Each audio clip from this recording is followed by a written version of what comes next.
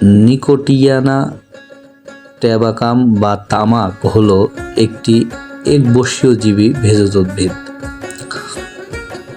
এটি চাষ করা হয় নিকোটিনিয়া প্রজাতির সকল উদ্ভিদের মধ্যে এটি সবচেয়ে বেশি জন্মায় এবং এর পাতা বাণিজ্যিকভাবে বহু দেশে তামাক প্রক্রিয়াকরণের জন্য জন্মানো হয়। এটি 1 থেকে 2 মিটার অথবা 3 থেকে 6 ফুট উচ্চতা হয়ে থাকে। তামাক চাষ সাধারণত প্রতি বছর সঞ্চালিত হয়।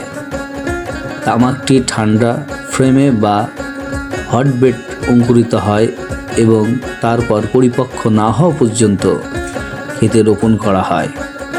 এটি সমৃদ্ধ ও সুনিষ্কাশিত মাটি সহ উষ্ণ জলবায়ুতে জন্মায়। 2000 সালে বিশ্বব্যাপী প্রায় 4.2 মিলিয়ন হেক্টর তামাক চাষের অধীনে ছিল।